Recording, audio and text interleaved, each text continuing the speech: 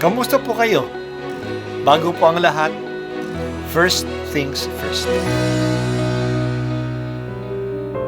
Ang pagbasa mula sa aklat ni Propeta Isayas, ang sabi ng Panginoon sa kaniyang bayan, ayon sa katarungan at laging matuwid ang inyong gagawin, ang pagliligtas ko'y di na magluluwat.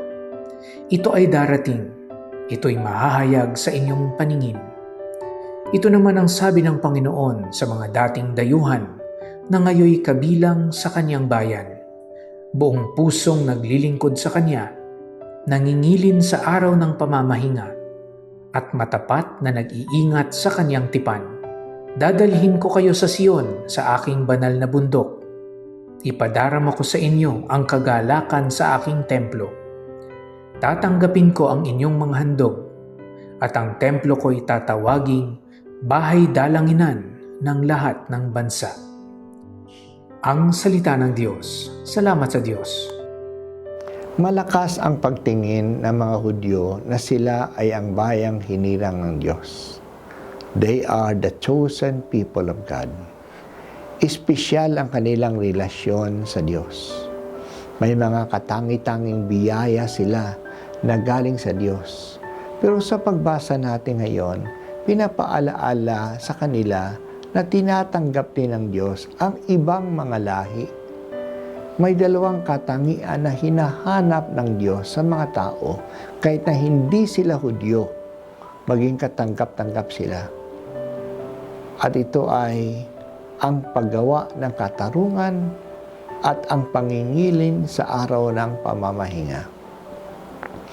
Narinig natin ang sinabi ng Panginoon, ayon sa katarungan at laging matuwid ang iyong gagawin, ang pagliligtas ko ay mahahayag sa iyong paningin.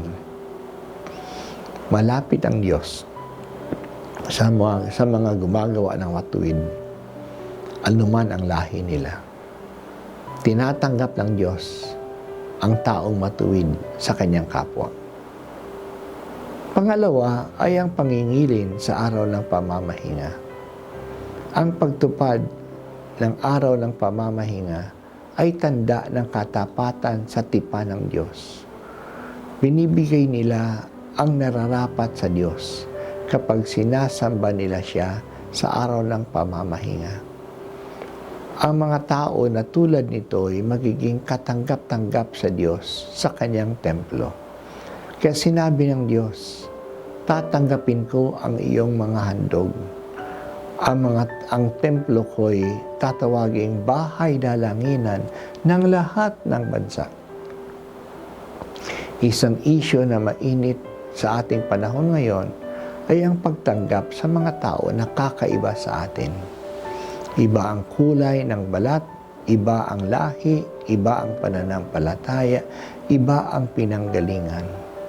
Kaya sa buong mundo ay issue ang migration. Ito'y nangyayari sa US. Iba ang tingin nila sa mga itim, sa mga Latinos, sa mga Asians. Nangyayari ito sa Europa. Ayaw nila ng mga Africans at ng mga Arabs. Pati na dito sa Asia, inaayawan ang mga Rohingyans. Sa Pilipinas din, naaapi ang mga katutubo. Inaagaw ang kanilang lupang ninuno. Ang isang katangian ng simbahan ay ito ay Katoliko. Nang ibig sabihin ay pangkalahatan. Tinatanggap niya ang lahat ng lahi. Sinisikap nating tugunan ang pangangailangan ng lahat. Katangian ito ng synodality. Isinasama natin pati na ang nasa laylayan, pinapakinggan natin sila at nagbibigay tayo ng konsiderasyon sa kanila. Malaki ang hamon ito kasi malakas ang tendency na maging tayo-tayo na lang.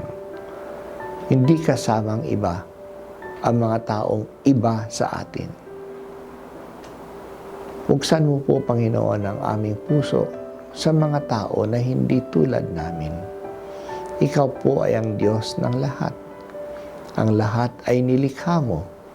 Binuhos mo ang iyong dugo para sa lahat ng tao. At sa langit, magtatagpo-tagpo kami sa piling mo. Sana po dito sa buhay namin sa lupang ibabaw, matanggap namin ang lahat bilang kapwa-tao namin.